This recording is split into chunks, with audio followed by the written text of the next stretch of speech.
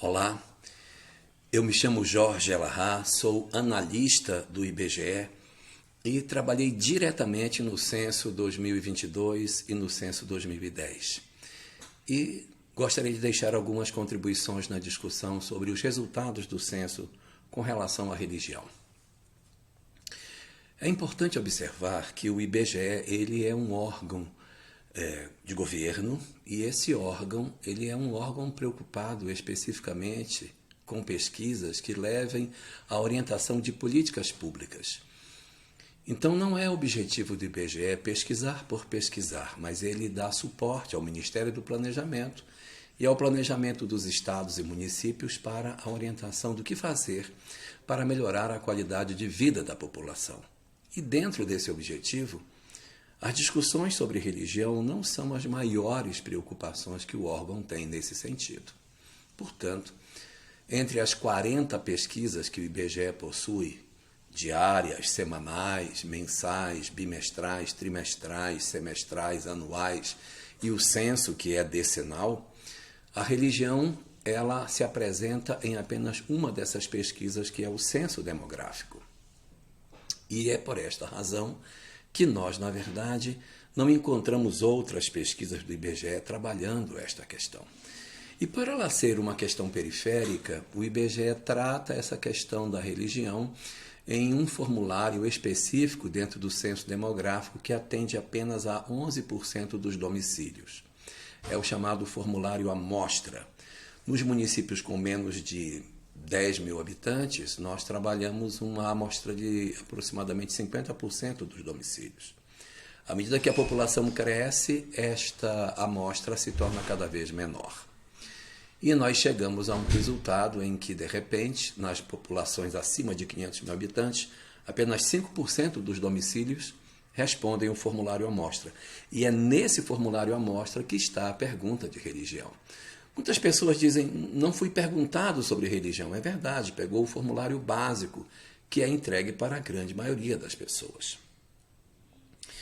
E a coisa mais importante dentro disso, o IBGE não pesquisa o número de espíritas, nem de católicos, nem protestantes.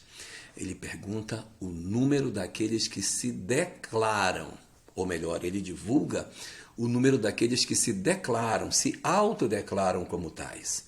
Então, nós não temos uma informação segura de quantos são os espíritas, mas nós temos a informação de quantos se autodeclararam espíritas. E esse número ele varia a cada censo que é feito. Eu cheguei até a pegar algumas informações. Em 1950, era 1,7% da população. No censo de 1960, o espiritismo não foi separado, portanto, nós não temos, ele ficou junto com outras religiosidades. Em 1970, ele chegou a ser 2,2%. E no censo de 1980, atenção, o censo de 1980 foi 0,7% da população. E o movimento espírita não se desesperou por conta disso. Em 1991, no censo dessa década, ele foi 1,12%, depois no censo 2000 foi 1,3%, no censo de 2010 foi 2% e agora 1,8%, mais precisamente 1,84%. É muito importante que a gente perceba que esses números eles oscilam e que isso não nos torne uma grande preocupação. Eu ficaria, na verdade, até mais preocupado se nós tivéssemos 30% de pessoas que se declarassem espíritas e o mundo estivesse enlouquecido do jeito que ele está. Então é verdade que nós temos uma redução desse número, daqueles que se autodeclararam, mas há alguns pontos interessantes. O culto afro saiu de 0,3% para 1%. Será que não tem parte daqueles que se declaravam espíritas e que agora se declaram do culto afro, fazendo com que esse número experimente um discreto decréscimo? É possível. E existe uma grande preocupação dentro do movimento espírita de que, com a redução dos espíritas, o movimento espírita vai acabar. E ainda há aqueles que levantam o perfil etário do movimento espírita. E é verdade, o perfil etário do movimento ele é realmente bem predominantemente marcado pelos aqueles que são mais adultos. E isso vai ficando cada vez mais evidenciado a cada censo. E as pessoas acenam como se de repente isso determinasse o fim do movimento espírita. Isso não é verdadeiro. Porque a principal porta de entrada no movimento espírita não é a juventude, é o grupo de adulto. O êxito da campanha do estudo sistematizado, dos grupos de estudo de André Luiz, de Joana de Ângeles, das obras básicas, de Manuel Filomeno e de várias outras sequências de obras, mostram o êxito que nós estamos tendo com o trabalho de adultos. Poderíamos estar tendo um êxito muito bom, também com os jovens, mas isso não determina que o movimento ele está caminhando para o fim. Ao contrário, o ingresso de pessoas no movimento espírita na idade adulta é muito grande. Façam uma enquete nas casas espíritas e verifiquem qual o percentual de pessoas que chegaram ao movimento espírita depois dos 25 anos. E poderemos ver o quão exitoso tem sido o trabalho realizado com os adultos. Talvez a gente precise melhorar o trabalho com os jovens, é verdade. É preciso catar esses jovens e trazê-los para o movimento espírita. E quando falo em catar, tem 5 letras, C-A-T-A-R. C de conteúdo, A de acolhimento, T de trabalho, o outro A de arte e o último de reunir fora do centro. Não é necessário que abramos mão do conteúdo para que nós tenhamos juventudes mais pujantes.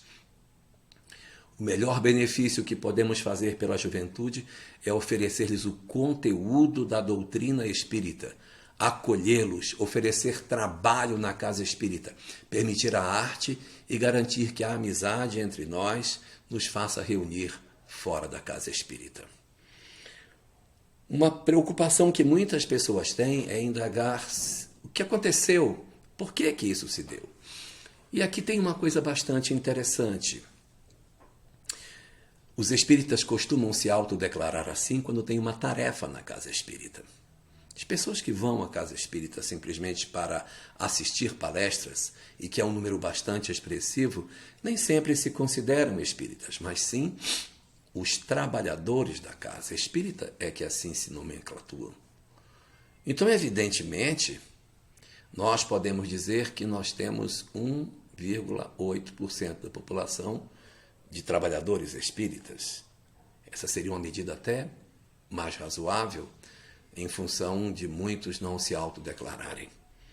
E como última reflexão, eu queria deixar um ponto para que a gente pense.